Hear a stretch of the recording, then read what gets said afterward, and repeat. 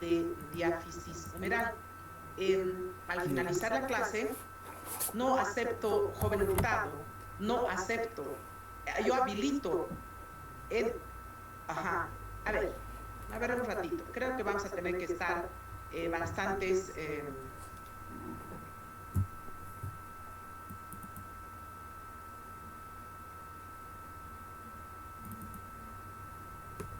Bien, puede hablar, señor Hurtado. Me va a oír primero, ¿ya? Mateus Hurtado. Yo no habilito, no habilito. Abro la sala a las 5:15.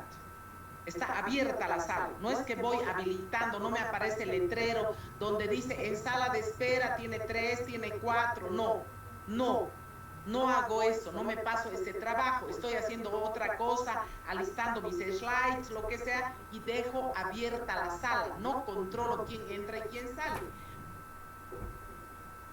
Para eso se habilita la sala, ¿no es cierto? Para ver quién entra y quién no entra. Esa es la idea.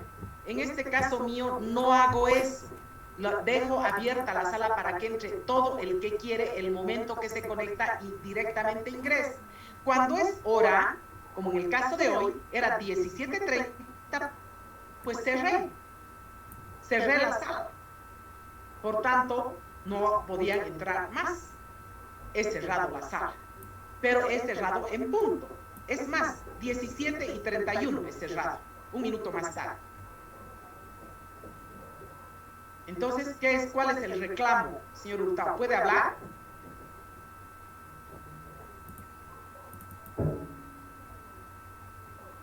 Hable, Mateus.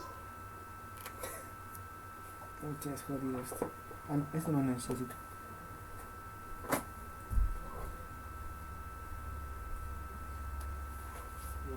Bien, voy a continuar.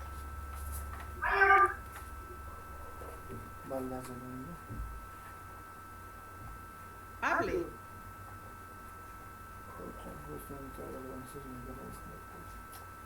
Señor presidente del curso Mateus Hurtado Astoraque, tiene la palabra. Hable.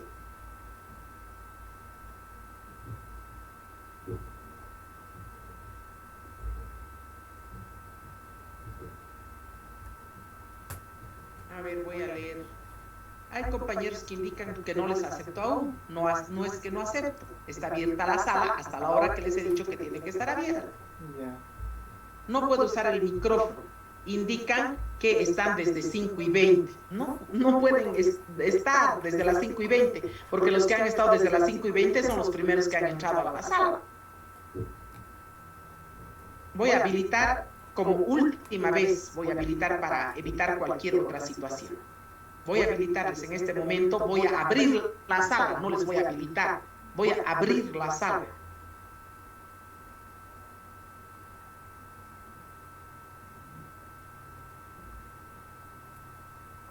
Vas a ir tú, ¿no?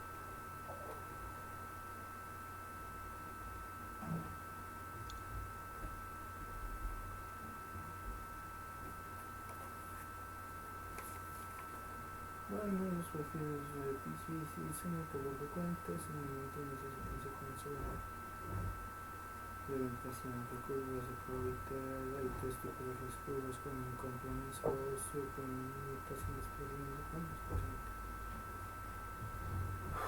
una cabeza menor, compromete al cuerpo electrónico, comunicación imperial, se quiere, elementos que desplacen vaso, sostenido por el castigo 2 o 3 semanas. Introducción.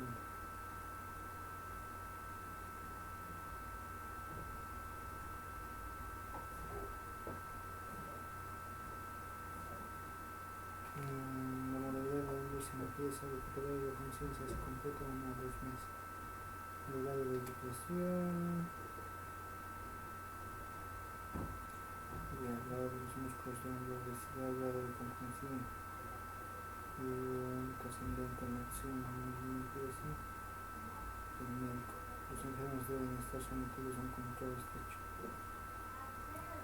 por asentamiento, acción.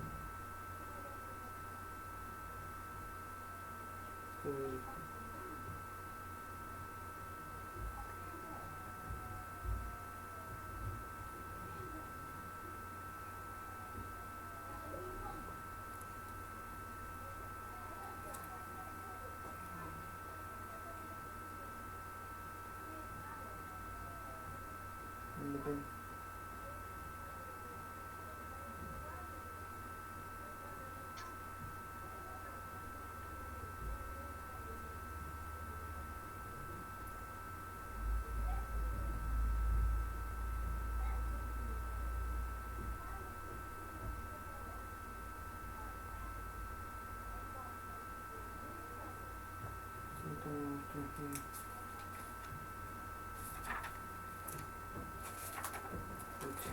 vaya a tomar un vaso. Un cuadro de orientación.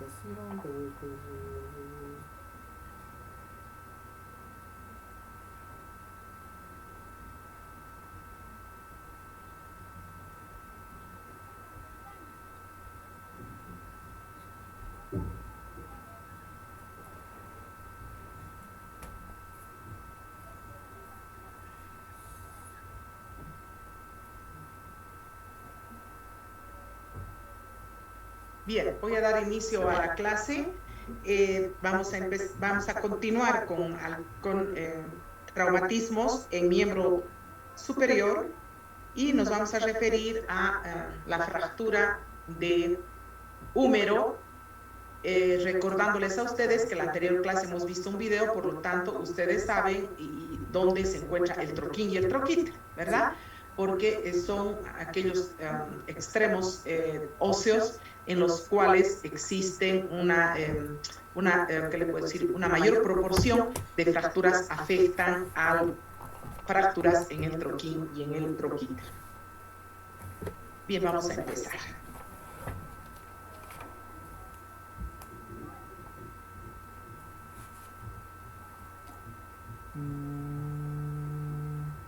No. A ver.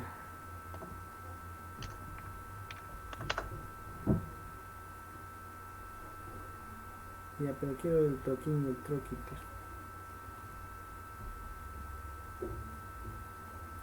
Ya, pero cara externa. Bien, entonces estamos en el extremo, tenemos dentro de lo que es el brazo, tenemos las fracturas del extremo proximal, bueno, fractura de la escápula, que es una fractura en realidad que no es muy frecuente, no he visto nunca en mi vida profesional una fractura de escápula. ¿Por qué razón? Ustedes saben, la escápula se encuentra cubierta de importante musculatura en la zona, además de ser un hueso bastante grueso, con importante contenido mineral y además con contenido de tejido rígido fundamentalmente. Cuando existe fractura de escápula, implica que el traumatismo ha sido muy severo y que además de la fractura de escápula, con seguridad existen también otras fracturas de otros segmentos de la zona, ¿verdad? Puede ser un húmero, puede ser fractura de clavícula, fractura de costillas, en fin, es decir, un traumatismo severo que además de esa fractura ha tenido que ocasionar otras fracturas más. Y tenemos también la fractura ya de la diáfisis humeral.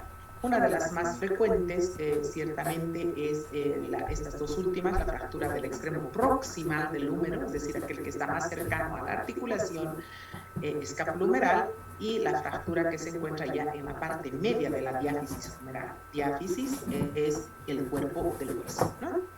Entonces, la fractura de escápula, poco frecuente por la gran protección que ofrece la musculatura a este hueso. En otros casos, cuando existe esta fractura, hay fracturas, les decía, de otros huesos, además de lesiones severas, porque la causa de esta fractura implica un grave traumatismo.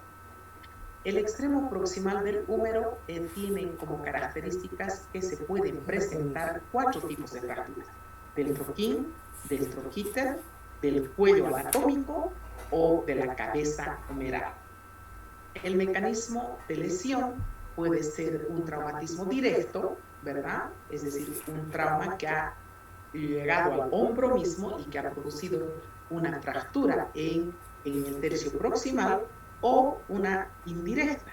En el caso de la indirecta es cuando el paciente ha tenido una caída, un tropezón, de tal manera que ha colocado la mano la mano ha chocado, estando el codo en extensión, la mano choca al suelo, entonces el golpe que viene transmite, ¿no es cierto?, la fuerza del golpe de la mano al antebrazo y al brazo, que al chocar generalmente se produce una fractura en la cabeza humeral.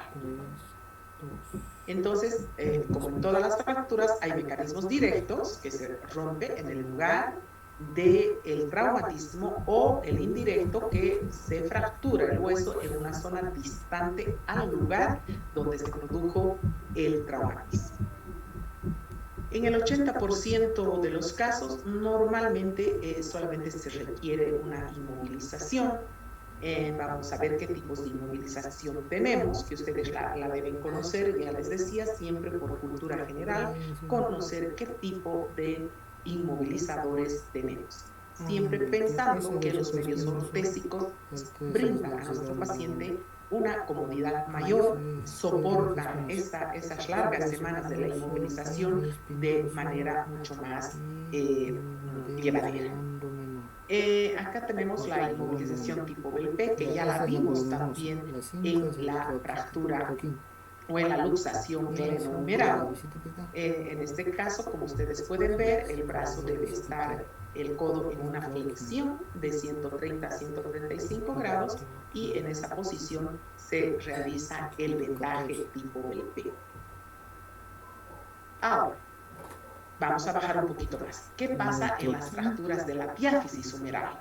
Para una vez que caractericemos a las fracturas tanto de extremo proximal como de diáfisis, ya podamos dar un enfoque de tratamiento que es muy parecido, ¿verdad?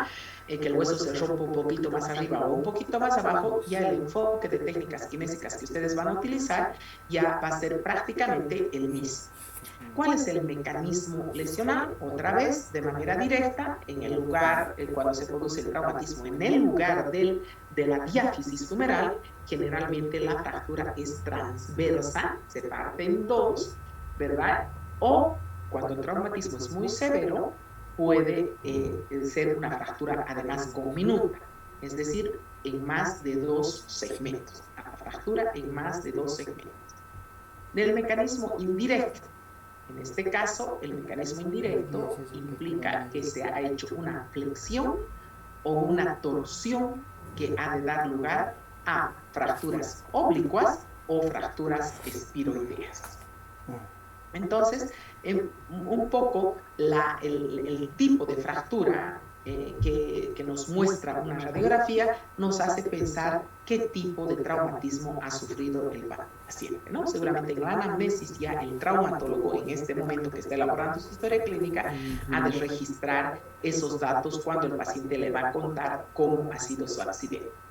¿Cuál es la complicación en estas dos fracturas? Tanto en la fractura del extremo proximal del húmero como en la diáfisis humeral, es la lesión del nervio radial. Ustedes saben que el nervio atraviesa esta zona y al producirse la fractura puede producirse también una lesión del nervio. La situación en estos casos, por supuesto, que es mucho más complicada, porque además de tratar la fractura, vamos a tratar una posible parálisis del nervio radial, ¿verdad? Y la pseudoartrosis, que siempre es un riesgo de complicación en cualquier fractura, ciertamente, cuando las fracturas son severas, cuando no han tenido una buena reducción que ha hecho el médico especialista, cuando se ha empezado un proceso de fisioterapia y rehabilitación muy tardío, nos pueden dar como riesgo alto de tener una pseudoartrosis. Otra vez, el tratamiento en esta primera etapa es en general conservador, aunque también cuando son conminutas, traumatismos severos, se va a requerir a lo mejor una intervención quirúrgica en la cual se va a utilizar medios de osteocin, ¿verdad? Tenemos un medio de inmovilización muy frecuente que se utiliza y que se llama el yeso colgante de Cadwell. Es una férula braquial en U que viene asociada al vendaje de BLP, como ustedes van a ver. Este es el yeso colgante de Cadwell. Ven ustedes una especie de cabestrillo que sujeta acá, unos centímetros más abajo de la muñeca. tengo acá a nivel de la articulación 2 centímetros más alejadas de la articulación de codo, tengo un pequeño pesito. ¿Qué está haciendo este peso? Está traccionando acá, está haciendo una tracción del brazo, en el caso de una fractura de diáfisis, para que no se sobreponga un extremo sobre el otro. Entonces, al colocar este pequeño pesito, estamos traccionando el segmento, o sea, la fractura en su extremo distal. Vamos a suponer que la fractura esté acá, el peso va a traccionar este segmento hacia abajo. ¿Cuáles son las características de este yeso colgante de Kaplan? Los yesos colgantes se caracterizan por mantener una pequeña tracción y colocando a la fractura en una posición de reducción, como ustedes vieron en la imagen anterior. Ahí está el pesito que está traccionando para mantener los segmentos en su lugar. Está indicado sobre todo en fracturas diafisiarias, espiroideas u oblicuas, que ya hemos dicho que cuando es por torsión generalmente son espiroideas u oblicuas. Estos pesos, este peso que estamos colocando, el pesito que hemos mostrado acá, debe ser ligero, no tiene que ser un peso excesivo. El valgo o varo, por si acaso, pues nosotros no utilizamos valgo y varo, pero he preferido mantener estos términos para que ustedes sepan que hay autores que no hablan de la pronación y de la supinación del antebrazo, por si acaso. Hablan de la posición vara o de la posición valga en el antebrazo. Por eso deben tomar en cuenta cuando alguna vez lean, ustedes tienen que saber que cuando yo estoy hablando de el varo, me estoy refiriendo a la supinación, y cuando me estoy refiriendo al valgo, me estoy refiriendo a la pronación, que nosotros la conocemos así, ¿verdad? Cuando llevamos la mano de mendigo, esa es la supinación, y cuando llevamos la palma de la mano mirando al suelo, esa es la pronación. Bien. El peso no debe exceder 2 libras. Ustedes saben que un kilo tiene más o menos 2 libras. 960 gramos hacen, ¿no es cierto?, 2 libras. Un poquito menos de un kilo. Y normalmente la venda de yeso de 4 pulgadas, la pulgada es 2.4 centímetros por si acaso, pesa alrededor de media libra. Entonces, nosotros le vamos a colocar de peso solamente 1,5 libras, porque ya media libra implica el peso del yeso que está acá. Eso como conocimiento general para que ustedes sepan en qué consiste cuando ustedes tengan que entrevistarse, cuando tengan que dar las indicaciones correctas para la etapa de inmovilización, conozcan todos estos detalles para comentarle al paciente que el exceso de peso que tracciona el segmento no debe ser excesivo, porque ¿qué va a pasar en esos casos? Vamos a ocasionar una distracción de segmentos. ¿Qué quiere decir distracción de segmentos?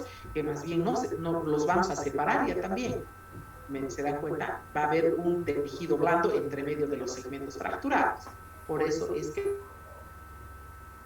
el peso tampoco puede ser excesivo. Entonces, acá nos vamos a referir un poquito de manera general para no tener que hablar tratamiento fisiátrico de la fractura de extremo proximal del húmero. Ya hemos dicho de la escápula, no nos estamos refiriendo por la razón ya explicada, pero no vamos a diferenciar el tratamiento fisiátrico del extremo proximal y de la diáfisis humeral. Vamos a hablar de los dos como engloben en un solo tratamiento.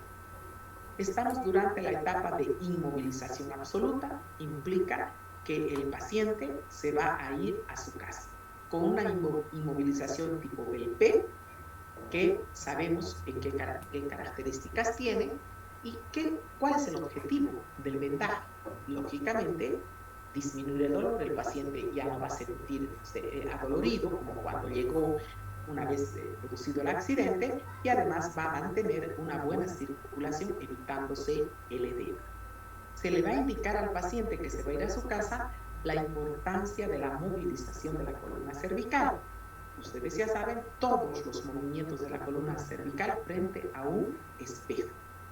si vamos a utilizar el espejo para hacer los movimientos, flexión, extensión, rotaciones izquierda y derecha, inclinaciones igualmente derecha e izquierda, vamos a también decirle al paciente que siempre trate de nivelar los hombros. No nos olvidemos que en estas lesiones de brazo, en estas lesiones de miembro superior, el paciente inconscientemente, porque sabe que ha sentido un dolor en el momento del accidente, ha llegado adolorido, etcétera, etcétera, incluso después de la inmovilización todavía está dolorido, el médico le va a dar analgésicos, le va a dar antiinflamatorios, el paciente hace tracción de las fibras generalmente del esternocleidomastoideo, las tracciona como queriendo protegerse por el dolor que él siente. Entonces, indicarle que cuando haga la movilización de columna cervical frente a un espejo, trate siempre de mantener los hombros nivelados. Podemos también sugerirle el uso de la crioterapia. Es en aquellos casos donde exista la posibilidad de poder, ¿qué le puedo decir? Participar, hacer que un masaje con un cubo de hielo pueda hacer en aquellas zonas donde me permita hacer el vendaje, se podría utilizar en la zona del traumatismo y en la articulación de hombro. En el caso de esta inmovilización es poco libre, poco tejido libre tenemos para poder hacer cualquier tipo de intervención, no podemos desvendar, por si acaso. Estamos en etapa de inmovilización absoluta. En ese caso, cuando yo tenga este tipo de inmovilización tipo BLP, no voy a poder decirle al paciente que haga uso de la crioterapia, a no ser que sea acá en este pequeño espacio, siempre teniendo el cuidado de no mojar el resto de la venda, de hacer un masaje con hielo. Ustedes ya saben, ya han vencido la asignatura de fisioterapia general, los masajes con hielo son muy eficientes, pero no deben producir maceración de la piel. Eso quiere decir que el pedazo de hielo que yo tengo congelado, tengo que poner en una bolsa plástica bien amarrado para que cuando vaya diluyendo no vaya saliendo el líquido, y esto envolver en una telita o en un paño delgado, y ese paño es con el que se masajea. Con el que se masajea esta región que tengo libre en el caso de esta fractura.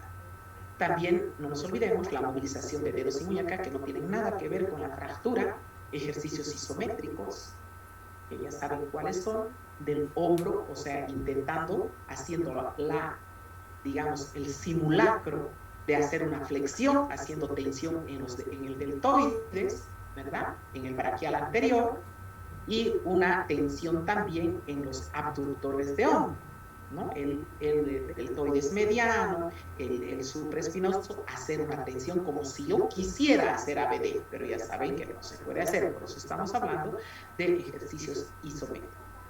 Se puede poner una resistencia con la propia mano del paciente, agarrarse su hombro vendado y hacer una tensión como queriendo, ¿no es cierto?, empujar la propia mano del paciente. El paciente coloca la mano en el hombro y hace la tensión como queriendo hacer flexión, o pone al costado y hace presión con su mano, y con el brazo afectado hace el intento de hacer ABD, el intento. Entonces, de esa manera estamos produciendo ejercicios isométricos que ustedes saben el importante beneficio que tiene para mantener la circulación de esos músculos, y cuando ya pasemos de la etapa de la inmovilización absoluta a la inmovilización relativa, nosotros ya vamos a tener unos músculos en mejores condiciones, ¿verdad? Entonces, no nos olvidemos de en esta etapa, de la importancia que tiene la movilización de dedos y muñeca. Caso contrario, el momento que se quite el vendaje y se proceda con la fisioterapia, vamos a tener muñecas y dedos completamente limitados. Ahora estamos en la siguiente etapa. Acá hemos quitado el vendaje tipo BLP o el yeso colgante de Caldwell. Perfecto. Ya estamos en una etapa de inmovilización relativa.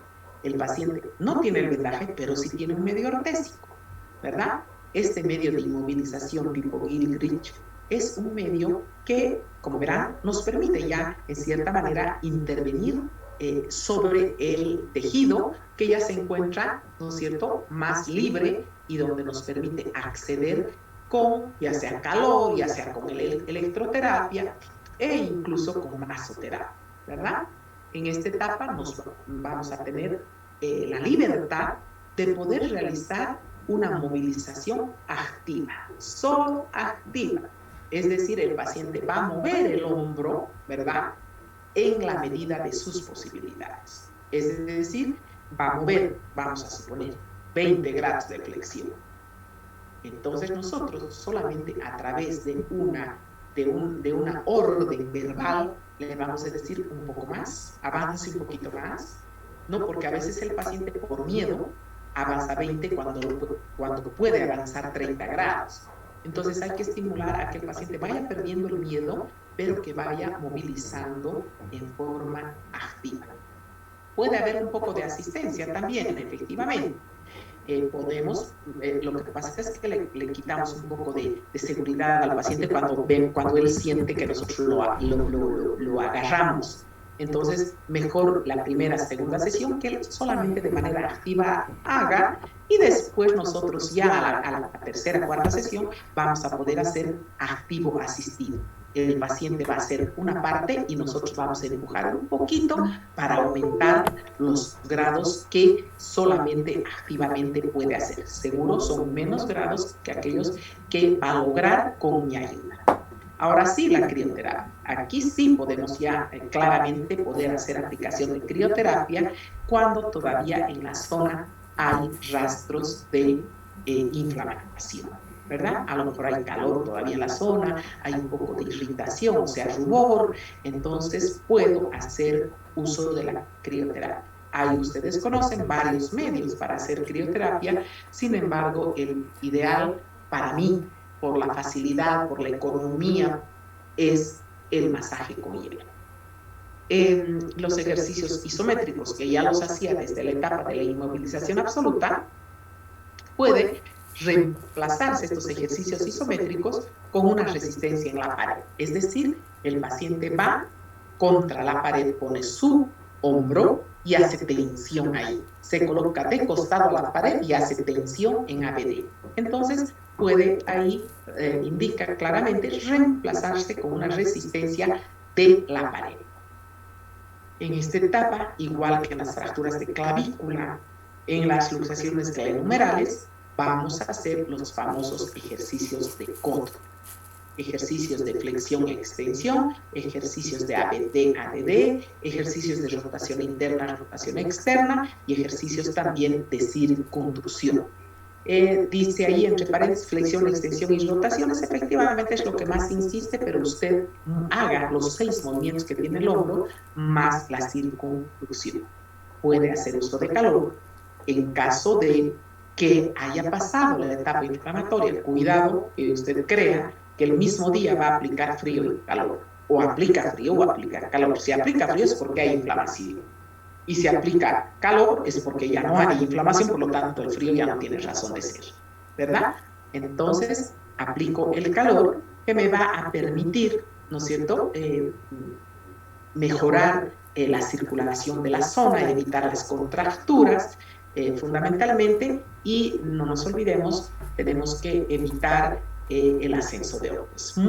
Es un defecto de postura muy característico de estas fracturas que la persona tenga el hombro ascendido. Por eso, desde la anterior etapa, la persona debe verse en el espejo y tratar de controlar esa posición correcta. Ejercicios de postura en hombro, lo mismo, está vinculado a ese defecto de ascenso de hombro que tiene el paciente. Entramos a una etapa ya post-inmovilización. El paciente ya no está en esta etapa de inmovilización relativa, donde el paciente llega al gabinete, se quita su medio ortésico, hace la fisioterapia y vuelve a colocarse el medio ortésico. Ya hemos llegado a una etapa en que el medio ortésico ya lo hemos desechado, ya el paciente va a empezar en esta etapa a hacer ejercicios de resistencia.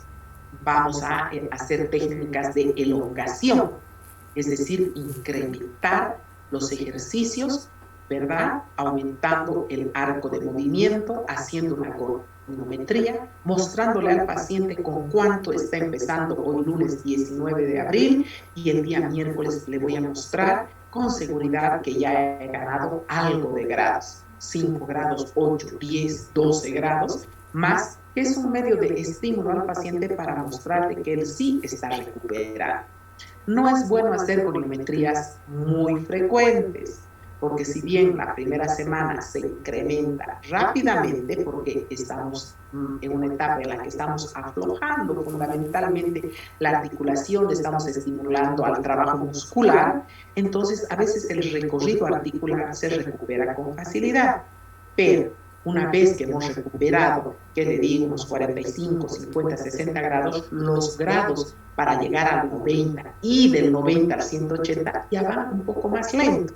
Entonces es conveniente hacer una goniometría solamente cada 5 días, ¿no? ¿De qué manera? No, el paciente dice, ay, no he mejorado y me ha hecho doler usted tanto ayer y hoy día sigo igual que ayer. Entonces, para que no le diga eso, para que no crea que la sesión de ayer fue inútil, porque no es inútil, puede no recuperar de un día a otro, pero de hoy a mañana ya recupera más, ¿no? Sino, por esa razón es mejor hacer las goniometrías un poco distanciadas. No nos olvidemos siempre los ejercicios de isométricos, que es, aunque se hagan isotónicos, aunque usted utilice mancuernas, el isométrico está siempre siendo un elemento de colaboración para la recuperación de ese paciente, ¿verdad? Y los ejercicios de Codman también. La termoterapia por conducción o por convección, en dependencia de cuál es la que usted tiene, si tiene por conducción o se tiene por convección, pues utilizamos el calor, que es un medio ideal para aflojar la articulación, disminuir su rigidez y recuperar el arco de movimiento. Los ejercicios autoasistidos hay que enseñarle al paciente para que los realice él en su casa. Es decir, yo como kinesióloga le hago en el gabinete, pero luego en su casa, ¿quién le ayuda? Se ayuda él mismo. El brazo sano va a ayudar al brazo enfermo a hacer la flexión, a hacer la DD, a hacer las rotaciones. Eso le vamos a entrenar nosotros porque a veces no tiene una persona quien le pueda colaborar en su casa, y de qué maneras le entrenamos para que él mismo se ayude como asistiéndose con el brazo sano. Tanto la flexión y ABD, inicialmente el ideal es recuperar los 90 grados. Todavía efectivamente nos quedan otros 90 más, pero una vez que nosotros podemos ya realizar este autoasistido, nos permite llegar hasta los 90 de ABD, hasta los 90 de flexión. Las rotaciones, con preferencia, háganlas con codo flexionado y en ADD de hombro, es decir, flexiono mi codo a 90 grados, hago ADD de hombro y ahí recién empiezo a hacer las rotaciones, ¿no? Usted ya sabe, la rotación interna, que es llevar el brazo al abdomen, y del abdomen hacia afuera es la rotación externa. Cuán importante es una práctica en este momento para mostrarles todo ello. Estamos en una etapa más, hemos avanzado ya a otra etapa, es decir, hemos recuperado los arcos de movimiento casi en su totalidad. No podríamos decir que estamos con 180, podríamos estar con 160, 165, etcétera. Ya 170, ya podemos proceder a hacer ejercicios funcionales. Ustedes ya saben, la recuperación funcional quiere decir que el paciente debe ir recuperando su nombre lo está diciendo, la función de su segmento, es decir, aquellas actividades de la vida diaria que no ha podido hacer durante la inmovilización y durante estas 3 semanas o 4 semanas de fisioterapia. Ahora sí le voy a preguntar al paciente qué dificultades tiene usted en su casa, qué es lo que no puede hacer. Usted trabaja y en su trabajo, ¿qué dificultades tiene usted? Entonces, tengo que preguntar dificultades y posibilidades de movimientos en su casa y en el trabajo con la finalidad de que en esta etapa me preocupe de hacer la recuperación funcional total. El objetivo en esta etapa es recuperar todo el arco de movimiento posible. Digo posible porque si es un adulto mayor, no voy a poder seguramente lograr los 180, ni tampoco lo necesito. Que recupere unos 150 a 160, yo con eso ya tengo un hombro funcional.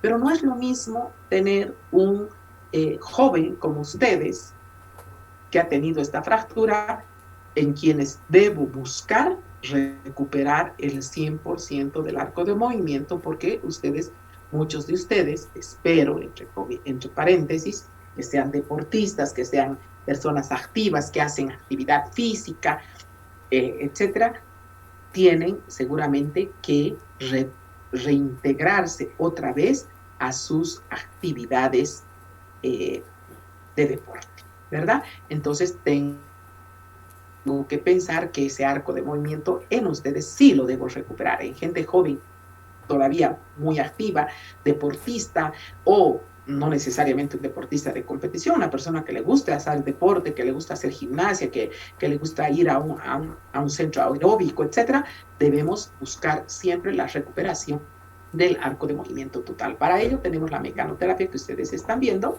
¿verdad? La rueda de timón, fundamental para recuperar arco de movimiento y fuerza muscular.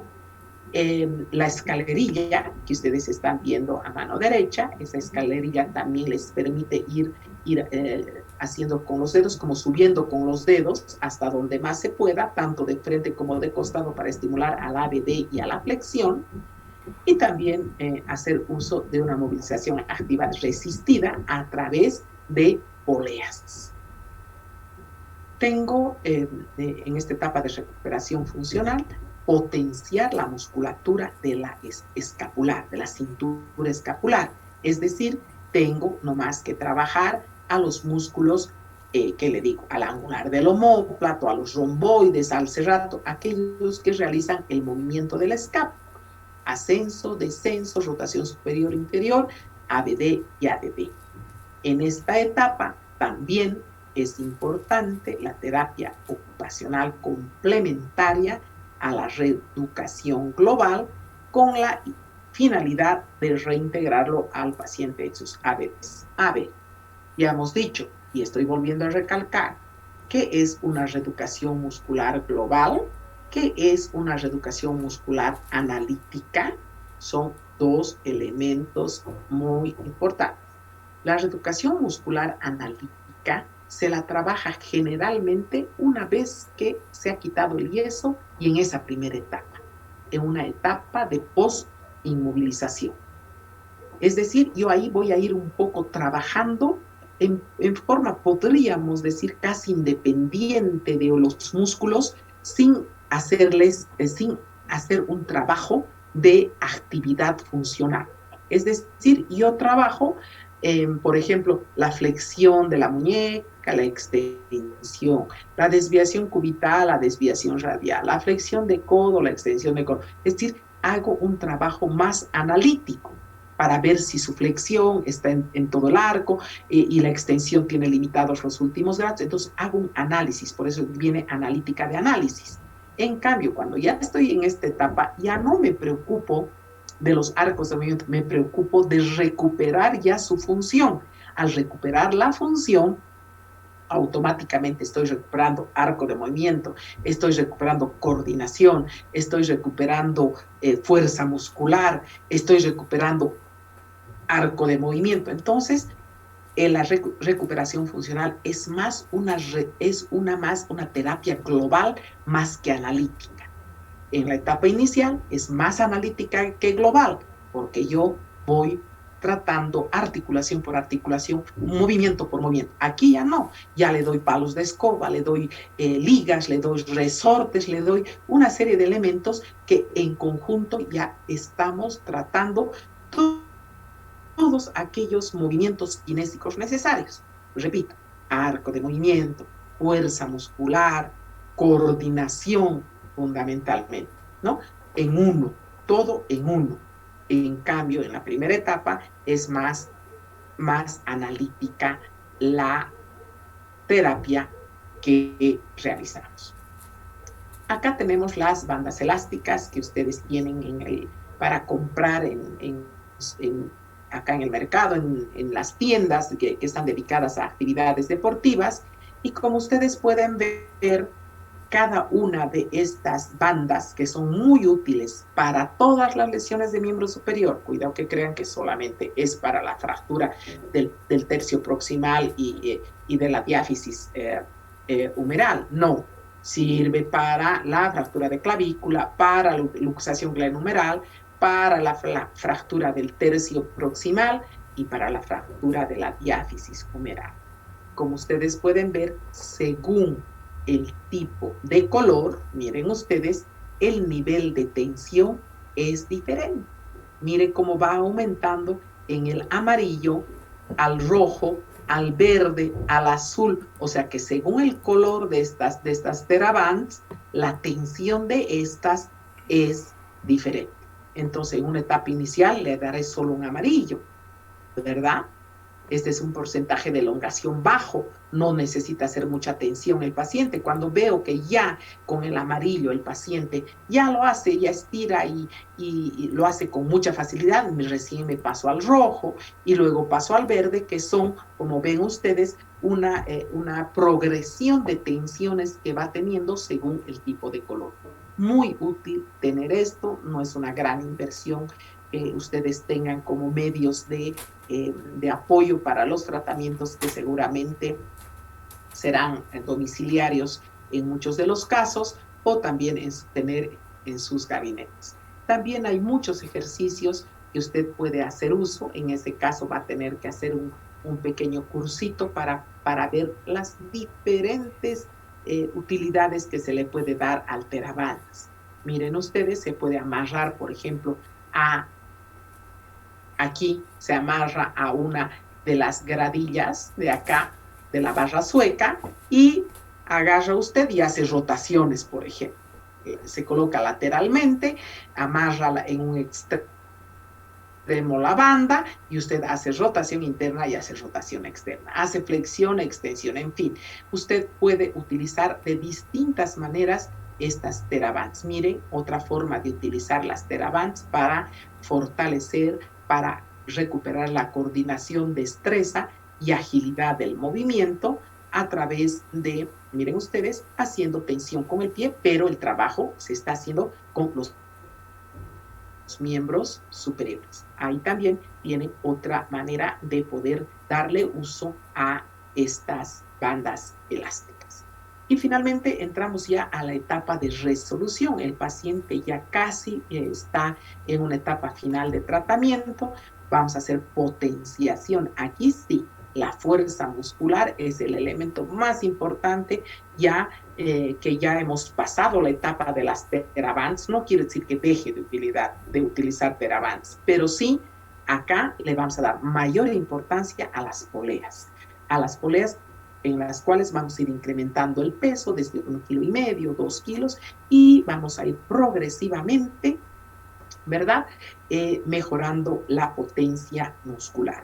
Inicialmente usted puede hacer ejercicios resistidos manuales para ver cuánta resistencia tiene el paciente al movimiento para que usted pueda más o menos, determinar un peso promedio con el cual el paciente puede empezar.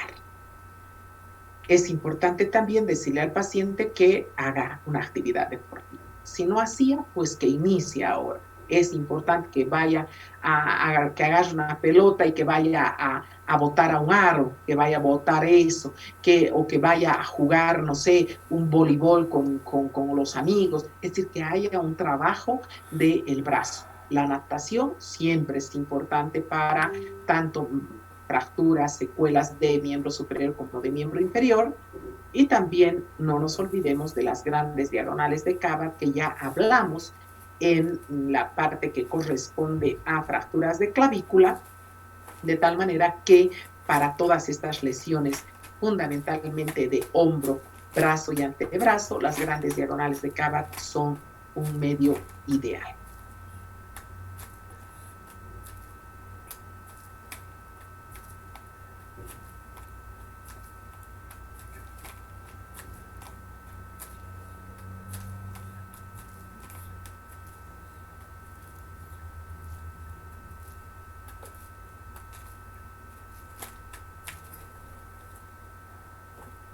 Muy bien, tiene la palabra, puedo corresponder a cualquier pregunta que ustedes tengan.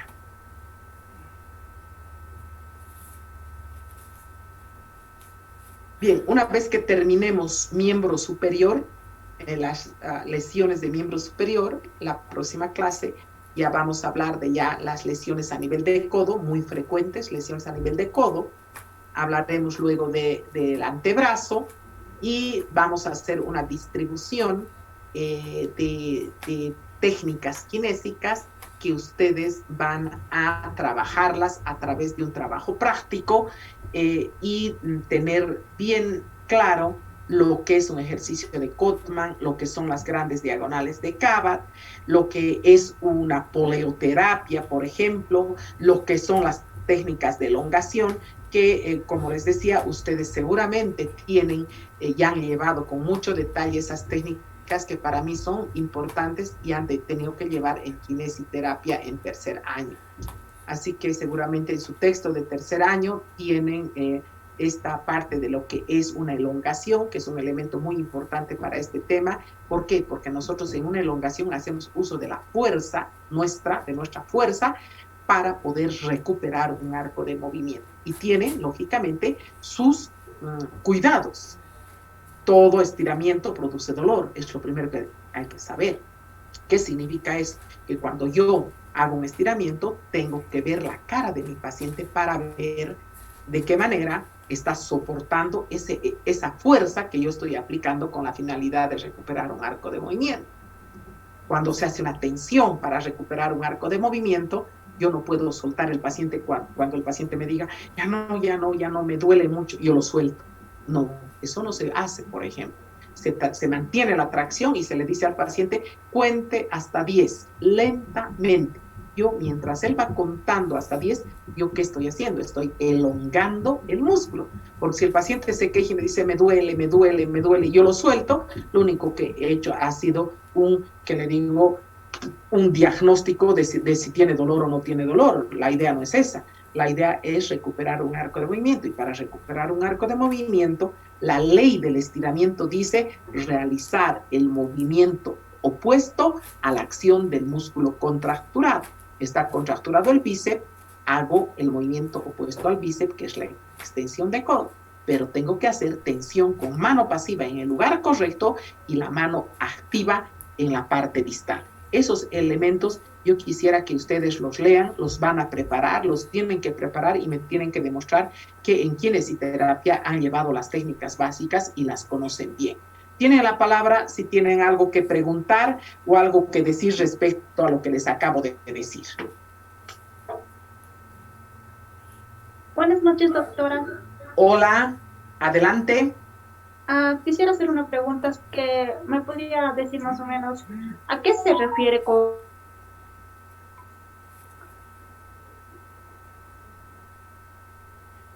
¿A qué me refiero con qué, señorita? No lo he escuchado. ¿A qué se refiere ejercicio desgrabado?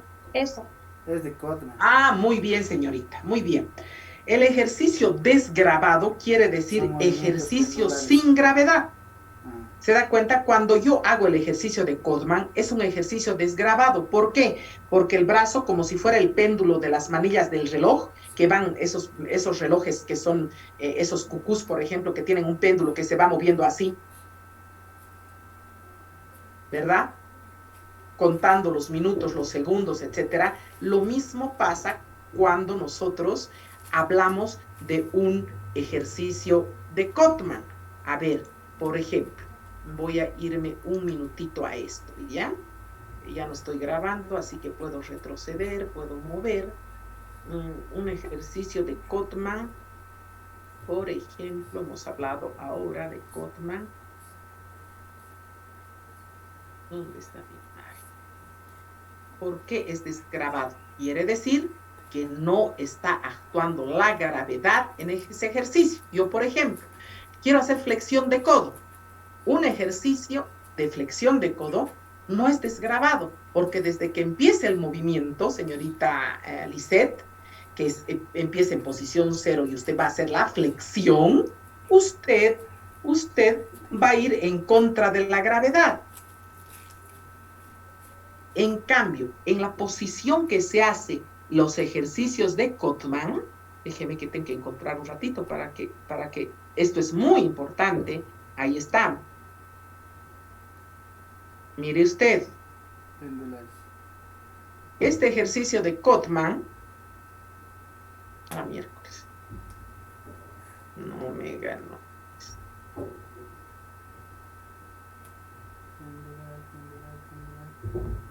Ahí está. Mire usted, esta persona se apoya con este brazo izquierdo y el brazo derecho lo lleva adelante y atrás. Haga usted esto una vez que termine la clase. Cuando nos despidamos, usted va a hacer lo que le estoy diciendo para que no se olvide nunca.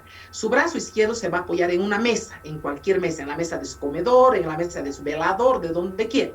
Y su brazo derecho lo va a mover adelante y atrás, pero no hasta arriba, porque eso ya no es desgrabado, está yendo contra la gravedad. Estamos moviendo de adelante a atrás, al costado, abrir, cerrar, es decir, ABD, ADD.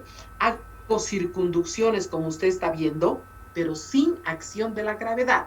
Eso quiere decir desgrabado, señorita Lisette. ¿Me ha entendido? Muchas gracias. Ahora sí. Dale.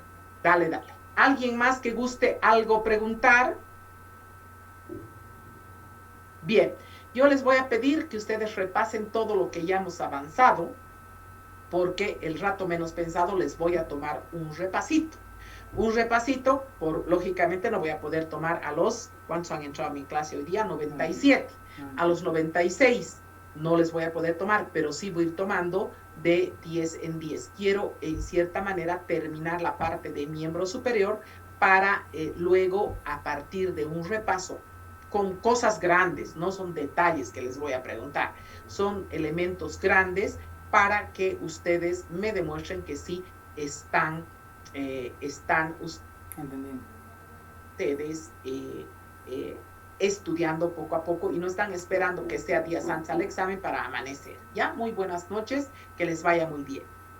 Chao. Ya está controlada la asistencia, por si acaso, de las 96 personas. Ya está controlado todo, no necesito tomar la lista uno por uno. Doctora, buenas Pueden tardes. retirarse. Disculpe, Diga. de mi compañero Dígame. David Rivera me dijo que por favor se lo pida licencia. Sí, ya me pidió el ya, presidente. está bien, gracias. Muchas gracias. ¿Ya? Hasta luego. Listo.